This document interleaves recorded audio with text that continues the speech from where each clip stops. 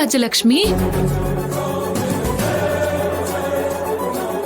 ಇದನ್ನ ನಾನಲ್ದೆ ಬೇರೆ ಯಾರಾದ್ರೂ ನೋಡಿದ್ರೆ ಎಷ್ಟು ಜಗಳ ಆಗ್ತಿತ್ತು ಅಂತ ಗೊತ್ತಾ? ಈಗ್ಲೇ ಮನೇಲಿ ನಡೀತಿರೋ ಜಗಳಗಳು ಸಾಲ್ದಾ? ಅಷ್ಟಕ್ಕೂ ನೀನ್ ಯಾರನ್ನ ಲವ್ ಮಾಡ್ತಿದ್ಯಾ?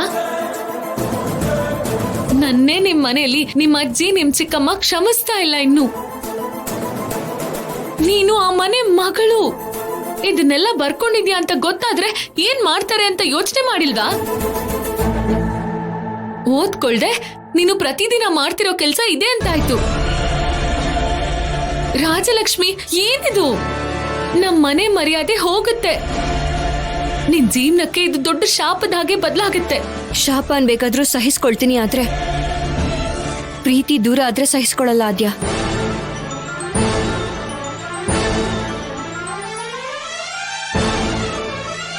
ರಾಜಿ, ನೀನು ತುಂಬಾ ದೊಡ್ಡ ತಪ್ಪು ಮಾಡ್ತಿದ್ಯಾ.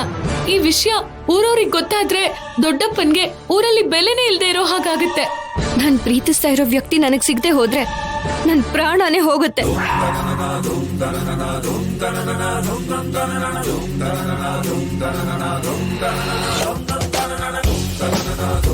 ನೋಡು ರಾಜಿ, ಹೀಗ್ ನಡೆಯುತ್ತೆ ಅಂತಾನೆ ನಿನ್ನ ಕಾಲೇಜಿಗೆ ಕಳ್ಸೋದಕ್ಕೆ ದೊಡ್ಡಪ್ಪ ದೊಡ್ಡಮ್ಮ ತುಂಬಾನೇ ಭಯ ಪಟ್ರು. ಆದ್ರೆ ಎಲ್ರೂ ಒಂದೇ ತರ ಯೋಚನೆ ಮಾಡಲ್ಲ ಅಂತ ನಾನು ಅವ್ರಿಗೆ ಬುದ್ಧಿ ಹೇಳಿ ನಿನ್ನ ಕಾಲೇಜಿಗೆ ಕರ್ಕೊಂಡ್ ಬಂದೆ. ಅಷ್ಟಕ್ಕೂ ಮನೆಯವರೆಲ್ಲ ಸೇರಿ ಯಾವ ವಿಷಯಕ್ಕೆ ಭಯ ಪಟ್ರು, ನೀನು ಅದೇ ಭಯನ ನಿಜ ಮಾಡ್ತಿದ್ಯಾ. ಏನ್ ಹೇಳಿ ಆದ್ಯ? ಅಷ್ಟಕ್ಕೂ ನನ್ ಮಾತೇ ಕೇಳಲ್ಲ. ಇವಳಿಗೆ ಹೇಗ್ ಹೇಳೋದು ಅಂತ ನಂಗೆ ಅರ್ಥನೇ ಆಗ್ತಿಲ್ಲ. ಯೋಚನೆ ಮಾಡು ರಾಜಲಕ್ಷ್ಮಿ, ನೀನು ಓದ್ಕೊಂಡ್ರೆ ಎಲ್ಲಾದ್ರೂ ಬದುಕಬಹುದು, ಧೈರ್ಯವಾಗಿರ್ಬಹುದು ಅನ್ಕೊಂಡೆ. ಆದ್ರೆ ಅಪ್ಪ ಅಮ್ಮನ್ನೇ ಎದುರಿಸೋಷ್ಟು ಧೈರ್ಯ ಬರುತ್ತೆ ಅನ್ಕೊಳ್ಳಿಲ್ಲ. ನೀನು ಪ್ರತಿ ಚಿಕ್ಕ ವಿಷಯಕ್ಕೂ ಭಯ ಪಡ್ತಿದ್ದಾಗ ನೀನೊಬ್ಳು ಅಮಾಯಕಿ ಅಂತ ಅನ್ಕೊಂಡಿದ್ದೆ. ನಿನ್ ಪ್ರೀತಿಗೋಸ್ಕರ ಯಾರ ಬಗ್ಗೆನೂ ಲೆಕ್ಕಿಸ್ದೆ ಸ್ವಾರ್ಥಿಯಾಗಿ ಯೋಚನೆ ಮಾಡ್ತೀಯ ಅನ್ಕೊಳ್ಳಿಲ್ಲ.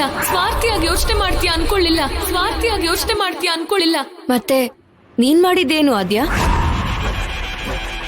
ಸೀನು ಮಾವ ಬೇರೆ ಹುಡುಗಿ ಜೊತೆ ನಿಶ್ಚಿತಾರ್ಥ ಮಾಡ್ಕೊಂಡಿದ್ರು.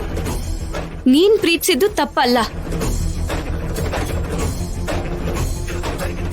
ಆದ್ರೆ ನನಗಿಷ್ಟ ಇಲ್ದೇ ಇರೋ ನಿಶ್ಚಿತಾರ್ಥ ಮಾಡಿದಾಗ ನಾನು ಬೇರೆಯವ್ರನ್ನ ಪ್ರೀತಿಸ್ತಿರೋ ತಪ್ಪಾ?